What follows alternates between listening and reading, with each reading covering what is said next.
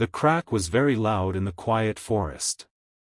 Brooks was talking to Finn when his boot came down on the central stone and he did not stop talking. The boys around him moved through the clearing with the loose destructive energy of people who have identified something that cannot effectively complain, kicking the reed pipes into splinters, scattering the pressure markers down the embankment, turning 3 weeks of precise silent work into debris in 4 minutes. Brooks picked up one of the longer reed pipes and snapped it across his knee and tossed the 2 pieces into the undergrowth and said something that made Finn laugh. Nobody looked at what they were destroying.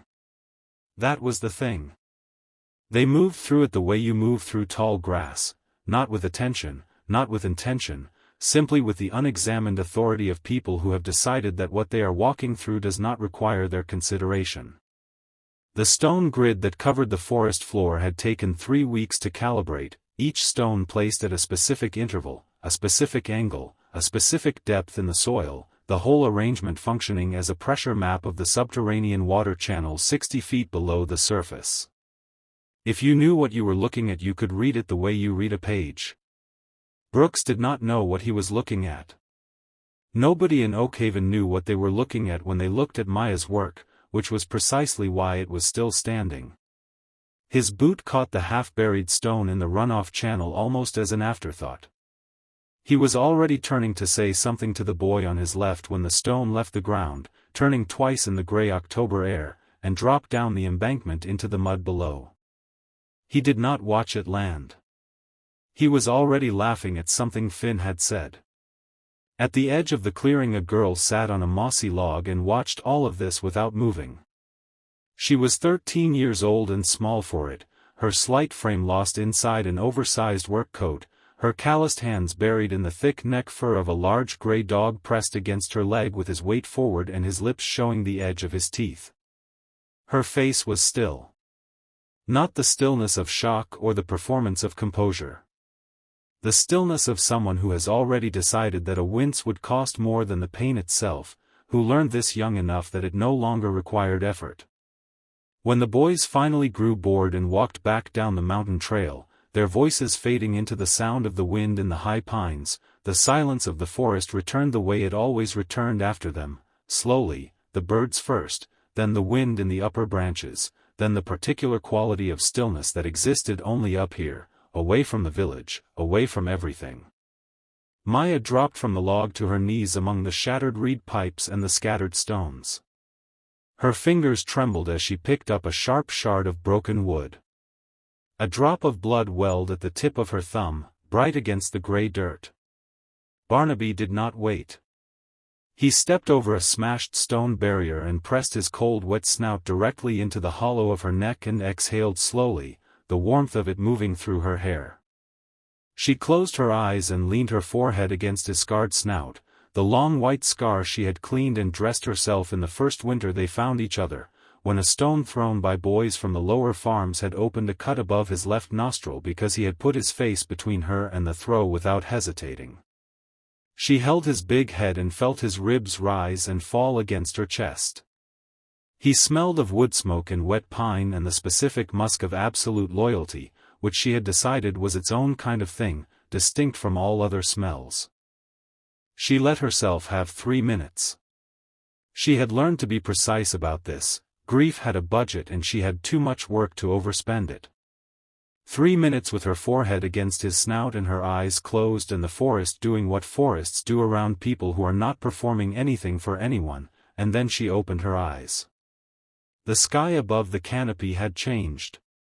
She saw it immediately because she had been trained to see it, the specific bruised quality of the cloud base, the color that sat between gray and green, the barometric drop she could feel as a pressure change against her eardrums. She tasted the air. Sulfur and static. The particular electrical charge her grandfather had marked in his journals with a small red symbol that meant "do not wait." She went still in a different way than before. This was not the stillness of endurance. This was the stillness of calculation. She looked at the embankment where the keystone stone had disappeared. She looked at the gap in the runoff channel. She understood in 4 seconds the complete arithmetic of what was coming and what its absence meant and what that meant for the valley below. Then the understanding was done and there was only the work. She was 13 years old. She was 4'9" and weighed 41 kilograms. Her hands were bleeding and she had been awake since before dawn, and the person she had loved most in the world had been dead for 2 years, and the village that would need to survive the night had spent 3 years deciding she was not worth listening to. She looked at all of this without flinching, the way he had taught her to look at all available information without flinching, and she gave a single low whistle. Barnaby was already at the hollow log. She had been 11 when Elias died. She had stood at the graveside alone, her father 3 years gone, her mother longer than that, and the village had stood at a respectful distance and watched her the way people watch something they have collectively decided is not their responsibility. Afterward Signa, the elder's wife, had put a hand on Maya's shoulder at the gate and said loudly enough for the surrounding families to hear that Maya could come to them if she needed anything, of course, and then walked away before the offer could become real. That was the beginning of one kind of education. The other kind had started 4 years earlier, on a summer afternoon on the northern ridge when she was 7 years old. She had been talking for 20 minutes about something she could no longer remember when Elias put one finger to his lips and pressed his palm flat against the earth. She stopped talking. He kept his eyes closed. After a long time he opened them and looked at her. "Put your hand down," he said. She pressed her palm against the soil beside his. The grass was tall enough to hide them both, and the sky was the particular blue that existed only in the hour before the light changed. "What do you feel?" "Dirt," she said. He almost smiled. "Keep it there." She kept it there. A cloud crossed the sun and she felt the temperature drop 2 degrees through her palm, felt the soil hold the warmth a fraction longer than the air above it, felt something beneath that, faint, rhythmic, a pressure so subtle she could not be certain she was not inventing it. "Something is moving," she said. "Yes." "Underground." "Yes." "Water?" He looked at her with the closest thing to pride she ever saw on his face and said nothing and did not need to. She was 7 years old and she had just heard the mountain speak for the first time, and she would never entirely stop hearing it after that. He taught her the way the land taught, through proximity and silence and the occasional precise question that opened something in her that she had not known was closed. He taught her to cross-reference what his maps said with what the soil said and to trust the soil when they disagreed. He taught her that the earth was a living system with its own memory, that the surface was the last and least reliable place to look for the truth of what was happening below, that water had patience and logic, and that if you understood its logic you could work with it rather than against it. He showed her his maps, hand-drawn on heavy parchment, faded to the color of old bone, covered in annotations in a script so small it required a glass to read, and taught her their language until she could read them the way she read everything her grandfather gave her, completely and without remainder. She was 9 when she asked him about the Northern Valley. They were on the porch in the blue evening, Elias with his mint tea, Maya with her feet on the railing, watching the fields go dark at the edges. "What happened to the Northern Valley?" she said. He was quiet long enough that she thought he had decided not to answer. Then without looking at her he said, "I told them 3 times. The river had moved 12 feet north in 8 years. Underground. You could not see it from the surface. The wells were going to fail." "What did they say?" "They said I was old." He turned his cup slowly in his hands. "Marta Beale told me to my face that God moves the water where he wants it, and no old man with dirty hands was going to tell her otherwise." He paused. "The wells failed the following spring. Every one of them." Maya watched the last of the light leave the fields. "Did they apologize?" He made a sound that was not quite a laugh. "They blamed me. Said my predictions cursed the water." He took a slow sip of his tea. "People do not apologize for the things they do from fear, Maya. They find a way to make the fear your fault. She thought about this. The first stars appeared above the ridge. Would you do it again? Tell them? He was quiet for a long time. Yes, he said. Not for them. The mountain does not care whether they listen. But someone has to say the true thing, even into silence. Otherwise you become the silence. He set down his cup. Go inside. It is getting cold. She went inside. Through the window she watched him press his palm flat against the wooden railing, his eyes closed, always listening, even when there was nothing left to say. She watched him until the dark took him and she went to bed, and in the morning he was at the table with his tea and his maps, and she never told him she had watched him through the window, because some things you keep precisely because they are yours and no one else's. He was dead 14 months later. His lungs had been failing for 2 years and the last winter finished them. Maya sat at his bedside through the final night and held his hand, and when his breathing stopped she sat for a while longer in the silence, and then she went out into the cold morning and pressed her palm flat against the frozen ground and held it there for a long time. The mountain was still speaking.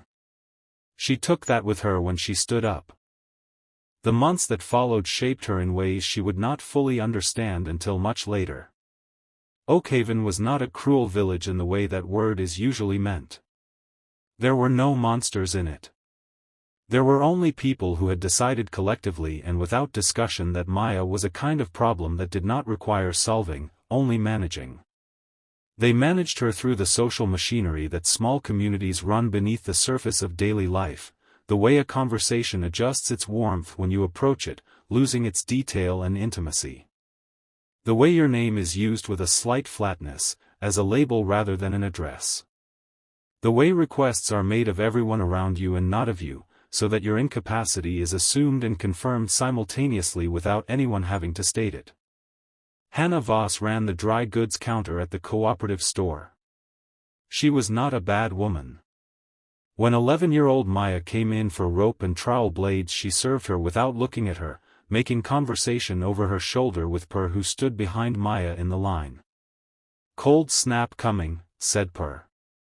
"I know it," said Hannah, counting Maya's change onto the counter rather than into her hand. "My oldest says the goats are restless.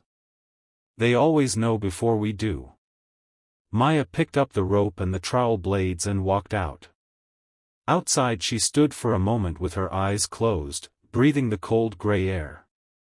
Barnaby pressed his flank against her leg. She put her hand in the thick fur of his neck and they stood together for a moment, and then she walked on. The worst of it was not the shop counters or the adjusted conversations. It was the specific humiliation of being discussed in front of your own face as though you were not present. She was 11 years old, filling her bucket at the well, when 2 women from the eastern farms arrived and spoke across her without breaking their conversation. "The Anderson boy says the upper soil is wrong," said Britt. "Too dry this far into the season. He's never seen the clay crack this early." "My husband says the same," said the second woman. "He went up to the North Ridge last week. Said the ground sounds hollow when you walk on it." Maya kept her hands on the bucket rope. Her voice was steady.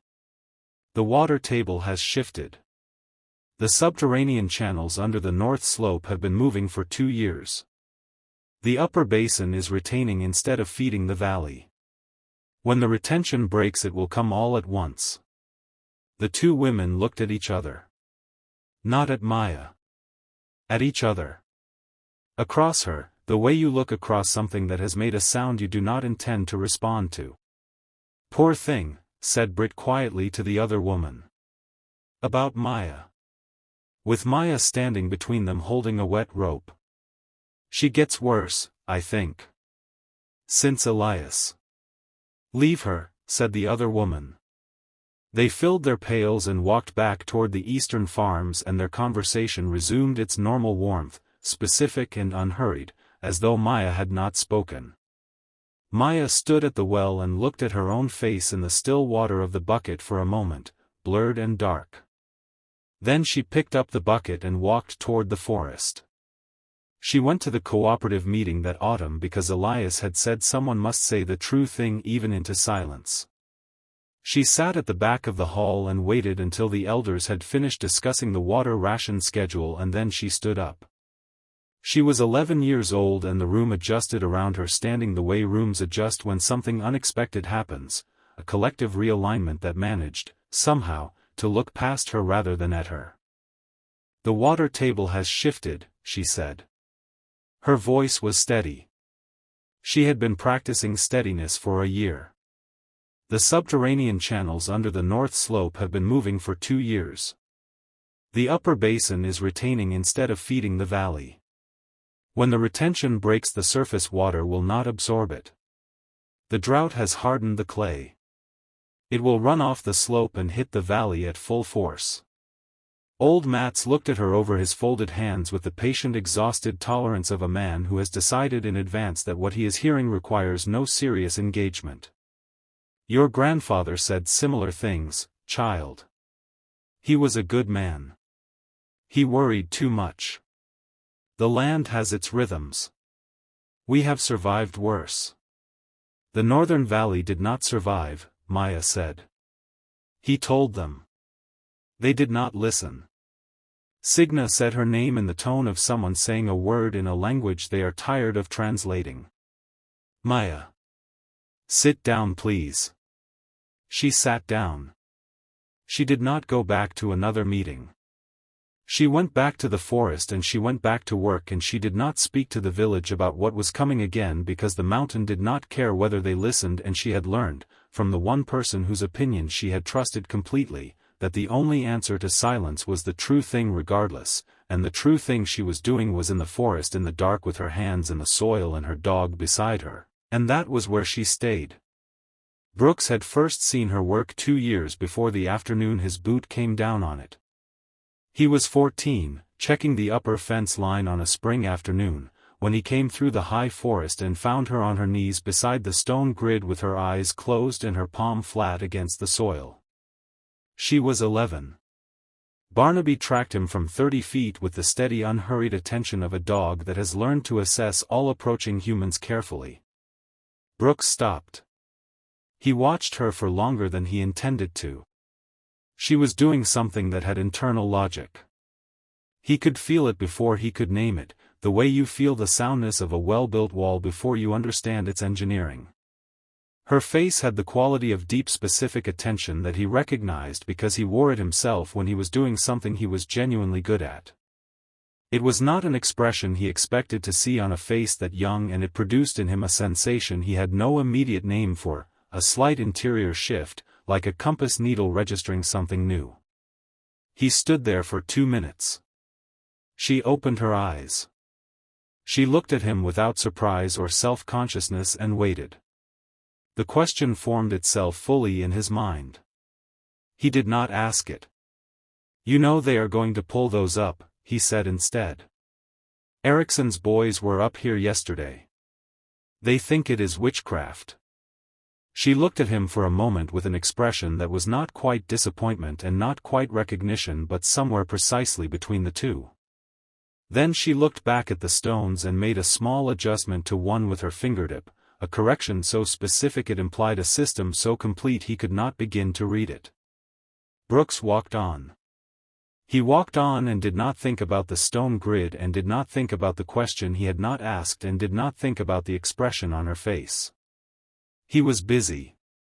The drought was worsening and there was real work to do, the kind with visible outcomes. He organized the younger boys to help redirect the creek water into the priority fields. He helped his uncle repair the failing well casing. He was useful in ways the village could see and confirm, and this was important to him in a way he did not examine closely. 2 years passed. 2 years of Maya working before dawn and after dusk, hauling river stones up from the creek bed in a canvas bag 5 at a time, her thin arms burning, her boots wearing through at the toe. 2 years of Barnaby carrying the heavy loads in the burlap pack, his claws tearing into baked clay where her trowel could not go, his body a presence so constant and so specific that she had stopped experiencing it as companionship and started experiencing it as something closer to atmosphere, the way you stop noticing the temperature of a room you have lived in long enough. 2 years of cold mornings and adjusted conversations and Hannah Voss's change on the counter and Britt's voice at the well and the silence of the cooperative hall and the slow building of a system that would save lives that did not currently believe she had anything worth saying. 2 years, and then Brooks's boot on the central stone, and the crack loud in the quiet forest, and the keystone turning twice in the gray air and disappearing into the mud below. What followed the destruction was 6 hours of work that asked more of Maya's body than her body had available, and she gave it anyway by finding reserves she had not known existed and spending them without accounting for what would come after. She carved deep crescent trenches along the primary slope of the gorge with her iron trowel, her thin arms burning from the first hour, the blisters opening on her palms and filling with grit before the second. Where the clay was baked to brick she tapped Barnaby's shoulder twice and the dog dropped to his chest and tore into the earth with his front claws, working beside her with the focused tireless intelligence of an animal that has been inside the task long enough to understand its shape. She could not lift the heaviest river stones and she accepted this without ceremony and found other stones. She dragged what she could drag and rolled what she could roll and packed the earth with her body weight where her arm strength was insufficient. She was small and she used what she had. She did not go down the mountain. She had turned this over while she worked, the way Elias had taught her to turn over all information, carefully, without sentiment. She thought about the cooperative meeting and Matt's patient dismissal. She thought about Hannah Voss's change on the counter and Britt at the well. She thought about standing in this clearing 2 years ago with the knowledge sitting in her chest like stone and walking down to the village anyway and saying the true thing into a room that was waiting for her to stop. She did not go down. Not because she had stopped believing in saying the true thing. Because the mountain was broken and she was the only person who knew how to fix it and going down the mountain would cost her hours she did not have. She would save them from up here in the dark with her bleeding hands and her dog and when it was done it would be done and that was enough. She held the fact that this might not be entirely right and kept working. By midnight the sky came apart. The rain was not rain in any ordinary sense. It was a solid falling weight that obliterated visibility and turned the slope into sliding liquid clay. The wind came with it and the forest became a chaos of falling timber. Maya lost her footing within the first minutes, her worn boot soles finding nothing on the slick surface, the dark ravine opening beneath her. The paw that hit her jacket was large enough to pin her completely. Barnaby's jaws found her sleeve and his back legs drove into the mud and he dragged her up to solid ground and they stood in the screaming dark and she pressed her forehead against his for 1 second and then they went back to work. She was 13 years old and she was terrified. She registered the terror the way Elias had taught her to register everything and she kept moving. When the bedrock moved beneath her feet she knew immediately what it was. Not thunder. The deep bass vibration of the upper mountain basin releasing, 2 years of retained glacial melt breaking its seal at once. She ran through the blind rain to the primary junction. The gap was there. She tried to drag the flat boulder into it. Her hand slipped. She tried again. Her arms had nothing left. She fell into the mud and the sound that came out of her had been building for 2 years of silence and cold mornings and destroyed stone grids and the specific expression on Brooks's face as he looked away from what his boot was doing, the sound of all of that arriving at once in the body of a 13-year-old girl alone on a mountain in the dark. She was on her hands and knees when Barnaby walked past her. He walked into the breach with the deliberate purpose of an animal that has made a calculation and accepted its terms. He pressed his flank against the stone supports and planted his claws into the bedrock and held. He looked back at her once. His amber eyes caught the lightning and the white scar caught it too and he was perfectly still in the gap and perfectly certain and waiting. She looked at him. She was 13 years old and she was about to ask the largest thing she had ever asked of anyone, and she felt the full weight of it and asked it anyway because the mountain was broken and there was no other way, and she was the kind of person her grandfather had made her, the kind who says the true thing and does the necessary thing regardless of what it costs, regardless of who is listening, regardless of whether anyone ever understands what it took. She tapped his flank once. He was already holding. She went to work. She packed river stones and thick clay around his legs and his chest with her bleeding hands, and she talked to him in the voice she kept only for him, low and continuous and completely honest, telling him exactly what she was doing and why, telling him he was the most intelligent creature she had ever known, telling him things that had no other occasion to be said out loud. Things about the cold mornings. About her grandfather's hands on the parchment maps. About pressing her palm against the soil at 7 years old and hearing the mountain speak for the first time and understanding even then that it was speaking specifically to her and that she had a responsibility to it that would never finish. The flood hit them like the mountain itself falling. It hit Barnaby's body with a force that should have moved him and did not. He made a sound when the debris struck his ribs, a compressed cry of pure pain that went into Maya's chest and stayed there. And then he was silent and his claws held in the bedrock and his body held in the gap, and the water was forced to split, swirling into the crescent trenches, its momentum breaking against the stone walls, its killing speed dying across the filtration beds until it became a channel, and the channel became a flow, and the flow became something purposeful and clean moving toward the valley below. Here is what the village would never know and what no procession of elders could understand. The system Elias had designed, applied faithfully, would not have survived this flood. The network Maya had spent 2 years building to her grandfather's specifications was engineered for a drought-breaking storm, not for a 2-year basin collapse. Her original design would have failed at the junction. What saved Oakhaven was not the plan. It was the departure from the plan. The 60 kilograms of scarred gray dog and the 13-year-old girl packing mud around him in the dark, improvising in the 30 seconds between falling in the mud and understanding what Barnaby was offering her. She had gone past the map. Past Elias.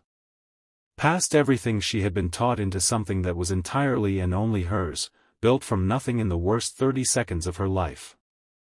She pressed herself against him and kept packing and kept talking for 3 hours while the mountain spent itself against them and the valley below stayed dry. By the time the roar softened to a rush and the rush to a channel, she had said everything she had kept in silence for 2 years and some of what Elias had said on the porch that she had been carrying since she was 9, and she did not feel lighter exactly, but she felt different in a way she had no word for. She sat in the mud with his head in her lap. She checked his ribs one by one with her fingers. 2 badly bruised. None broken. His shoulder swollen but not dislocated. His breathing shallow but even. She told him this in the clinical tone she used when she was trying to keep her voice from doing something else entirely, and then she told him she had him, and then she was quiet. His tail moved once against the mud. Below them the reservoir was full. The first person up the mountain was Ida. She was 40 years old and farmed the western fields alone and had woken before dawn to find her irrigation channel running with clean water for the first time in 3 years. She had followed it uphill alone without telling anyone, carrying her lantern through the wet forest with the quiet determination of a woman who needs to understand something before she can speak about it. She came through the treeline and stopped. She looked at the trenches and the channels and the precision of what a single person had built here over 2 years across a quarter mile of mountainside. Then she looked at Maya sitting in the mud, 13 years old, her clothes torn, her face gray with exhaustion, her hands wrapped in strips of her own coat, her arms around a dog who breathed slowly in her lap. Ida sat down on a stone at the edge of the clearing and put her face in her hands and wept. Not for Maya specifically. Not as a performance. The weeping of a woman who has just understood the full size of something she was part of without knowing it, and does not yet have words for what that means. Maya watched her without speaking. Of everything the morning would bring, this was the only thing that felt entirely true. The others came in twos and threes through the morning, each arriving with a different fragment of the story, each finding something different when they reached the clearing. The deputy elder walked the length of the primary trench and said to nobody in particular that it was remarkable what could be achieved when a community came together, and nobody challenged this directly because the conversation it would open was one nobody was ready to have yet. Britt stood near the filtration beds and said to the woman beside her, in the tone of someone reconstructing a memory to fit a present they had not anticipated, that she had always sensed something in Maya. Something real underneath the strangeness. She had said as much to her husband last month. The woman beside her nodded and said yes. Old Matt stood at the central junction for a long time. He looked at the engineering with the careful reluctant attention of a man reading something that is telling him something about himself he would prefer not to know. He did not speak. He was one of the few people in the clearing whose silence meant something honest. Brooks came alone, up the upper trail, arriving at the far edge of the clearing away from the crowd. He was 16 and he stood apart and looked at what she had built. He looked at it directly this time, with the full attention he had withheld for 2 years, and the unnamed thing arrived in him without announcement or resolution, not guilt in any simple sense but the specific grief of recognizing a mind you spent 2 years refusing to look at and understanding now what the refusal had cost, not her, she had done what she did regardless, but you, what it had cost you, the particular poverty of standing in a clearing at 14 with a question forming itself. And choosing to say something else instead. He walked to the central junction and crouched beside the gap.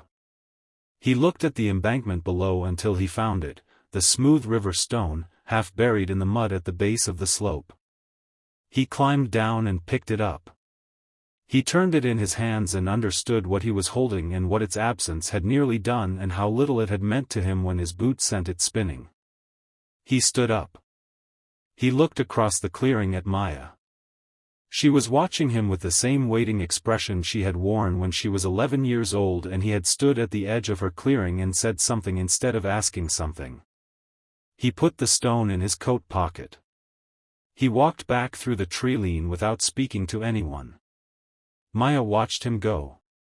She felt something shift in her chest, not forgiveness, not resolution, something more like the moment a bruise stops being an emergency and becomes part of the landscape.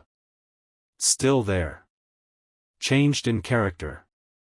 No longer requiring constant attention. She looked down at Barnaby. He looked up at her. She scratched gently behind his torn left ear. She was not there when Britt finished revising her memory or when the deputy elder made his second statement about community.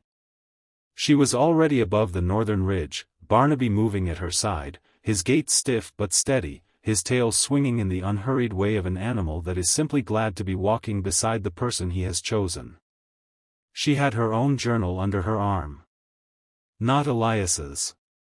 Hers. The one she had been filling for a year with observations and calculations and hand-drawn maps of a system nobody in Oakhaven knew existed. The second system. Larger and more complex than the first. Designed not for the crisis that had just passed but for the one she had identified in the soil pressure readings of the previous autumn, the one that would arrive in 4 years if nothing was done, the one nobody in the valley had felt coming because nobody in the valley had been paying attention. She found the site on the eastern face of the ridge, a limestone shelf with moisture at its base indicating a significant subterranean channel directly below. She pressed her palm flat against the rock. The mountain answered. Patient, specific, indifferent to whether anyone was listening. Maya was listening. She opened her journal to the next blank page, uncapped the charcoal stick she kept in her breast pocket, and began to draw.